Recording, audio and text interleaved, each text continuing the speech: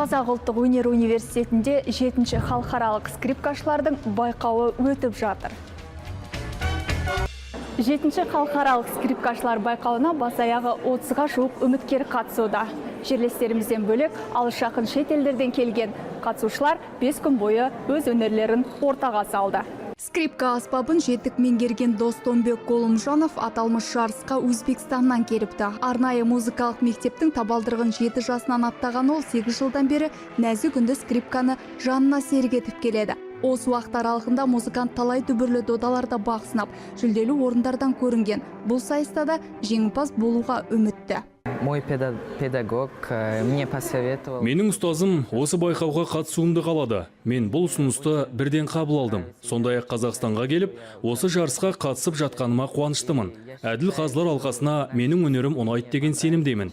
Паганинидің шығармасын таңдадым. Ол ұлы музыкант. Сол скрипкашыға еліктеймін.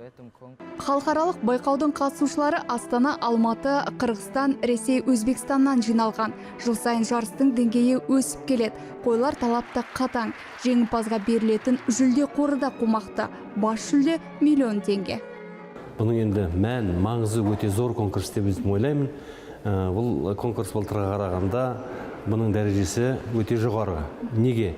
Бұл қазір біздің мемлекетімізде, біздің елімізде болайын деп жатқан Экспо 2017 жылдың мерекесіне сәйкес келіп жатқан конкурс. Музыкалық додаға қатысушылар жас ерекшеліктеріне байланысты 2 санатта өнер көрсетті. Кіші топ 15 жасқа дейінгі жасөспірімдер болса, үлкен топ 16 мен 28 аралығындағы жастар. 3 кезеңнен тұратын байқауда әрбір қатысушы көне соната Паганинидің туындысын виртуозды пьеса орындауы шарт. Скрипканың бірі Паганини болса, байқауда бағын сынаған жас таланттар сол музыканттың ізін басуды қалайды. Сондықтан болар шеберлік шыңдау олар үшін басты мақсат. Камила Мәулен, мәдениетке саяхат, Астана.